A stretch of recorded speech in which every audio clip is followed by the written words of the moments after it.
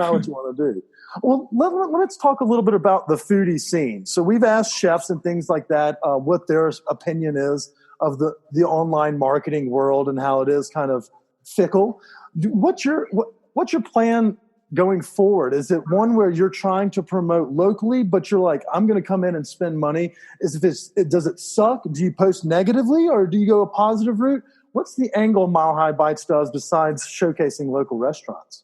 So I never post a negative experience. Okay. What I do is, if I do have a negative experience and I got invited to this place, I always email them back with my negative reviews. Personally, I just don't think my negative experience needs to be known to my followers. Fucking Yelpers. I had a bad day, and they're like, I'm going to go on Yelp and give them a 1-star review. Fuck that. Totally. And if I email you, my reviews, and you change it up, you invite again, like, I see it, like, I will love to post again for you. But I won't post like a fake review, but I also won't post a negative one just because it's not in my heart to do so. I might recommend it to you negatively in person, like to my friends. Be like, don't hit that place. That kind of was subpar last time. Yeah. Yeah. Exactly. So it's just not in my heart to do so. Like, I think that's between me and the restaurant, and you can fix that stuff. Like, a review is on there forever. Like, it's the internet. But what I didn't like, you can fix that stuff, Don't remind me that the internet keeps everything forever, because I have some really shitty episodes out there. But we grow, we get better. I've been listening to Stoned Appetit for, I think, like, on and off for like 2 months now. So I've been loving it. I appreciate the support. Well, for those that want to, don't forget, subscribe, rate, review, 5 stars. For every 5-star review we get, we'll donate a free shot into my stomach. So thank you so much. So let me ask you, are you going to do this after? I mean, you just graduated as we speak. Is Mile High Bites what you want to do, or do you want to go be a scientist or go work at Lockheed Martin? Like, you have some really open doors for you right now. You can do whatever. The world's your oyster. Yeah. So I'm actually studying for the MCAT right now. Oh shit! So I'm studying for the MCAT as well as for PA school for the entrance exam to PA school. So I'm kind of like double studying. It's not fun. That's why my liver is hurting. But that's a huge passion of mine. Like, medicine is a huge passion of mine. And this is just something, like, it's a relief. Like, I've met the most amazing friends. I've met the most amazing community. And if I have free time, why not donate it back to somewhere where I grew up and to my roots? And I love that I can do that. So this is definitely a hobby for me, and one that I absolutely cherish so much. And it's opened so many doors, and it's opened so many new friendships. And I'm so lucky to have this. I dig it, brother. I dig it. Well, I feel we'd be remiss if we're going to run you through the ringer. So you mentioned earlier that the restaurant scene it's gone on a huge boom in the last, 9-10 years since the green wave started. Yeah. It's brought an influx of young people, social media savvy folks, TikTok fanatics, and everything else under the sun. But it's also brought some great new restaurants and some great chefs that are making, not only their first stops, but also their second. So for those that are listening, I want to give a shout out to our friends Caroline Glover, Kelly Whitaker, Dana Rodriguez, Carrie over at Bordeaux, and missing one. Oh, and our Bobby Stuckey. These are friends of ours in the local community that have, either are similar to you in the fact that they're natives or locals, and this is their hometown, so they're loving it, or those that have come here and then they've now called it home, such as ourselves. They all just got the nod today for James Beard Award finalists. Right. So they'll be headed to Chicago. So shout out to our friends. But enough kissing ass. Let's get into the dirty work. All right. So these are some questions we like to ask everybody, and I feel like you're going to be one of our better guests because you do frequent the nightlife scene. So we're going to start with, what's your favorite happy hour pre-quarantine? Okay. They're most excited to come back first. We'll say it like that. Wait, sorry, what was that second question? No, we're going to rephrase it. Which happy hour are you most excited about returning from quarantine? Okay, so let me tell you, the lemon cucumber press at Jack's Fish House is something else. It is insane. I'm a regular there, sadly, or not sadly, but the lemon cucumber press is fantastic. They have great oyster specials too, if I recall. Yes. Yeah. Yes. Okay. All right. Which location do you hit? When? Which location? I go to the Lodo one, to the downtown one. And that's right next to Union Station. For those that are curious, it's like 17th and Blake, or no, Wynkoop or something. Around there. Again, I'm really bad with directions. No. Yes, it's Lodo. Google it. Yeah. So the lemon cucumber press at Jack's is like insane. They have really good oyster deals. I have a secret about the oysters. So there's this one item that you can order. It's called so this is how you order it: fried oyster with buffalo sauce. So it comes like buffalo chicken wings, but in oyster style, and it's insane.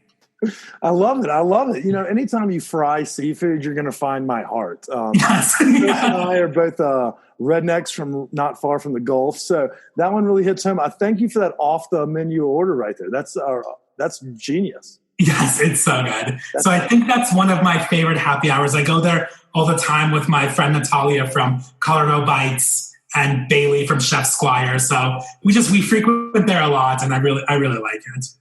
I like it. Good call. And I don't think I've heard Jack's recently. I actually have a gift card. So for someone, if the first person to tag or say the word Jack's in a 5-star review gets a $25 gift card to Jack's.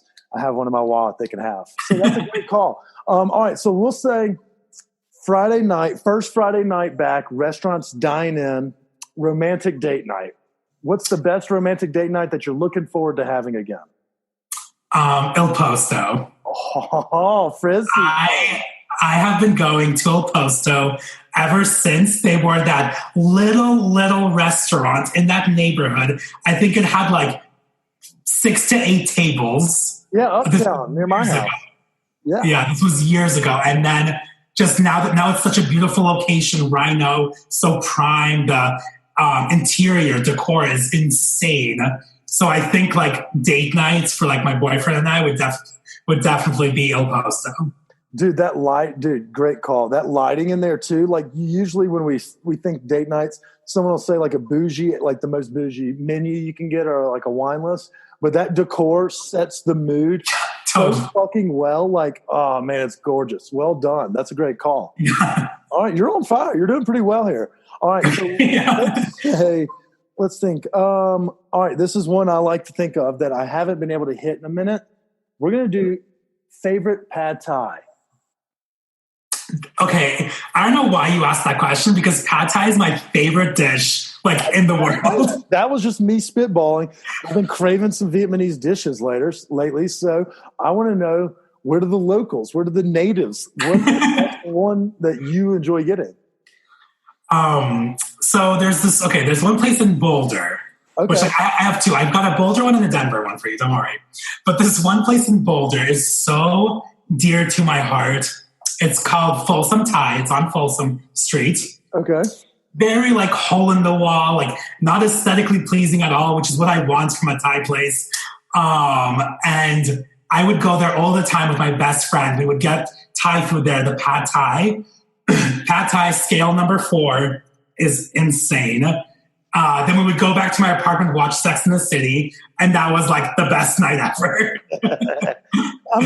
So do you ever get confused? Because I feel like, let's say the place on Folsom Thai, the Thai spice will go to like a 6. And then you go to a restaurant like on South Federal or downtown, and it's like the scale goes to 17, and you're like, God damn it, I can't even figure out a medium 7. Like there's no happy median in everyone's scales. They're all varying degrees. Yeah, so that's my struggle with my favorite place in Denver, with U.S. Thai. Have you had it? Hold on, I can't hear you.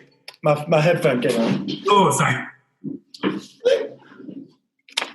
What just happened there? Oh, there we go. Okay, can you hear me? Yeah, my headphones came out the jack. My bad. Oh, no, you're good.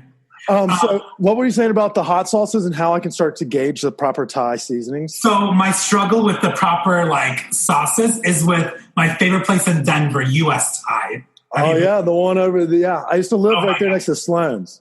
Yes, it's amazing. I think that's my favorite pad Thai place. And it's just that mild plus can sometimes get a little wonky where it's like sometimes it's not so pretty mild, and then sometimes it's so spicy. So you're like fucking sweating and you're like, oh my gosh, my tongue hurts. Like but I truly love US Thai. It's great place, great people, so welcoming. I do love them. And I think for Thai, it would have to be either Folsom Thai or US Thai. Those are my two locations. All right. So for our Boulder listeners, for the students of the game, and we do have a small community up in Boulder that we love dearly. So I'm sure that if they're not aware of it, y'all got to go give Folsom Thai a try. Yep. Nailed that. You guys, Folsom Thai and Sex in the City. That's literally all you need for a gay night. And I'm obsessed with it. What year is this? This feels like this is like 1999. 2001. Yes. My best friend and I, we're stuck in it. We're stuck back then. Okay, so then let's go right into a little quarantine, and we'll come back to food. Don't worry, we kind of go in ebbs and flows. I'm drinking rosé. I love the flow. There we go. Well, we should give a shout out. Who are we sipping on today? It's Cote de Rosé, and it has a glass bottle, and on the bottom of the bottle, it's an etched rose. So it's a Cote de Rosé, etched rose. I think it's like $16, $17, maybe like $20. Unbelievable. I get it all the time. My favorite rosé. So, yeah. All right. Nice. I like it. And for those that are listening at home, don't forget that our friends over at Live Well, they've got you covered for all of your head change needs. Our drinks we're sponsored by VitaCold Wine. So if you ever get the wild hair to sign up for a wine club, once you get into that out of school and into the paying gigs, I mean, you'll end up you're going to have a cellar after you graduate college. You'll have a wine cellar. But check out VitaCold Wine. And for those that like weed, give Live Well a shot. Give them a shout. They have a run going on right now on pre-roll joints as well as walk out the door 8. So check all your Live Well locations. You can actually shop online. By the way, I get paid for doing this, so there's my ad read for the day. All right, so next question. You mentioned Sex in the City. We're going to dive into some quarantines. You cannot say Tiger King because it's now been 6 weeks in quarantine. What show are you watching? What's the show you want to refer to my listeners? If they haven't seen it, they need to pick it up. You can't say Sex in the City. Everyone. Okay, yes. I've seen every episode of it twice, but Same. I saw like 8 years ago. So. No, okay. So listen, you can't judge me for this because sometimes we all need to dive into a little high school drama. But Outer Lakes? What? Were you about to say Outer Lakes? Outer Banks, close. Outer Banks. Yeah. Oh yes. I've been told by like multiple people that are easily 30 plus years old. They're like, yeah. So nostalgic. They're like, God damn it, I just wish I was 18 again. Listen, it's the most shittiest content that you need in your life. It's so good. I'm so happy during these quarantines we get this kind of content from Netflix because this is what we need. Dude, I love it. All right, I'm going to put I'm not putting you on hold, but give me 1 second. I'm grabbing my computer charger and my decanter, and I'll be right back. Of course.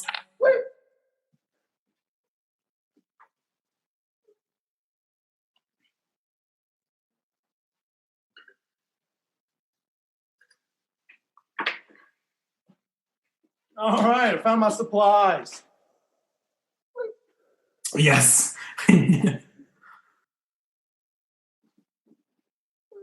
Charger.